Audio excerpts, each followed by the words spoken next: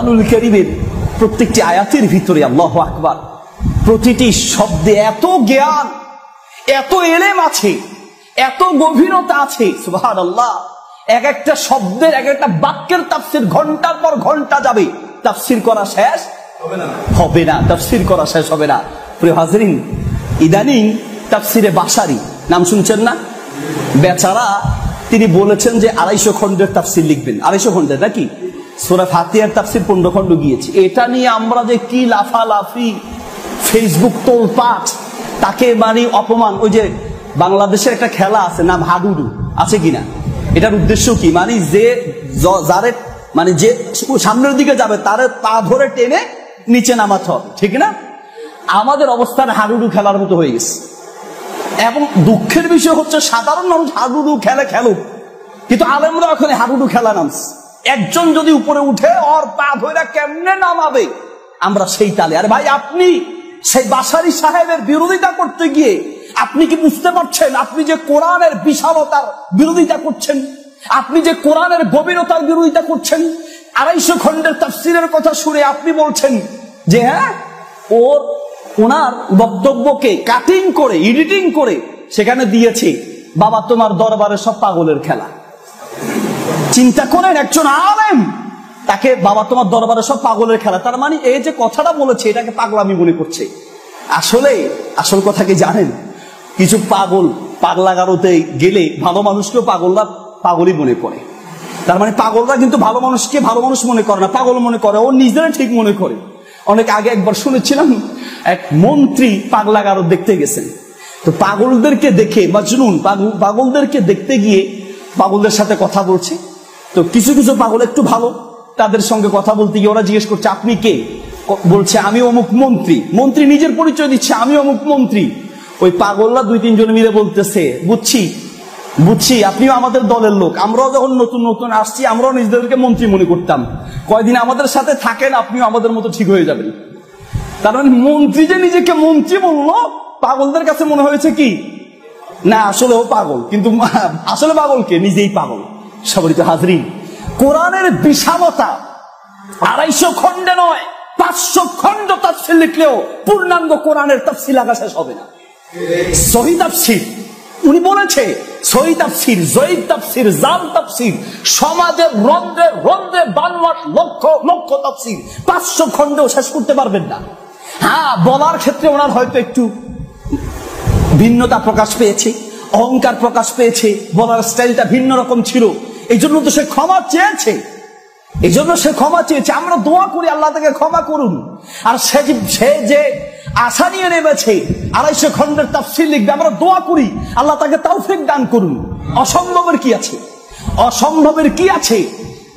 আল্লামা তাবারি, ইমাম তাবারি তার জীবনে 3.5 লক্ষ পৃষ্ঠা লিখেছেন। কয় লক্ষ? আপনার কাছে তো অবাক মনে হবে।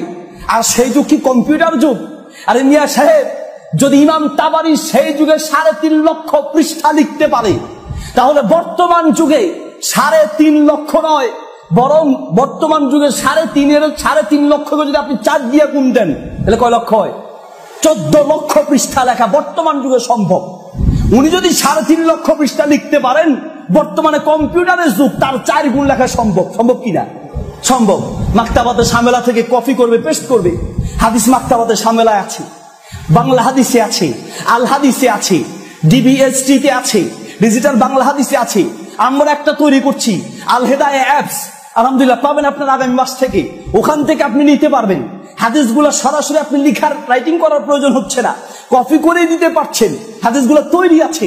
তাহলে আগের যুগে যদি 3.5 লক্ষ পৃষ্ঠা লিখতে পারে, বর্তমান যুগে তার 4 গুণ লেখা সম্ভব। 250 খণ্ডের কথা শুনে আপনার মাথা গরম, আপনার মাথা তো গরম হবেই। আপনি তো আর তাফসীর পড়ারও সময় নাই, লেখারও সময় নাই, তাবিজ দেখতে দেখতে আপনি সময় পান না। আপনি তো তাবিজ দিতে দিতে একটার পর একটা রুগী আছেই ধরা, তার কাহিনী শুনতে যদি আমরা সময় নেই, আপনি তো 2.5 ঘন্টারও চিন্তা করতে পারেন না। সম্মানিত হাজরিন, এই জন্য বলছিলাম যে কোন মানুষ সূরা ফালাকের একটা শিক্ষা আছে। আমি সময় বেশি পাবো না, কারণ সময় কম, তো এই জন্য আগে বলে দিচ্ছি। শেষের দিকে আছে ওয়ামিন শাররি গাসিকিন ইযা ওয়াকাব, তারপরে ওয়ামিন শাররিন নাফাসাতি ফিল উকাদ, ওয়ামিন শাররি হাসিদিন ইযা হাসাদ।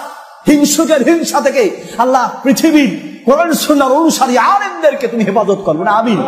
আজ হিংসা, কাকে নিয়ে আপনি হিংসা করছেন? আরে ভাই, হিংসা করে কি কাউকে নামানো যাবে? আল্লাহ যদি কাউকে উঠায়, আপনার হিংসা দিয়ে আপনি তাকে নামাতে পারবেন না। সবাই তো হাজির বলতে চাচ্ছিলাম, কোরআনুল কারীমের তাফসীরের কত বিশালতা, কত বিশালতা, সুবহানাল্লাহ। ইমাম ইবনে হাজমের অভিমত আছে, উনি প্রতিদিন 40 পৃষ্ঠা করে লিখতেন। একটা মানুষ আগের যুগে যদি 40 পৃষ্ঠা লিখতো, এখনকার যুগে 120 পৃষ্ঠা লেখা সম্ভব। ধরলাম 100 পৃষ্ঠা।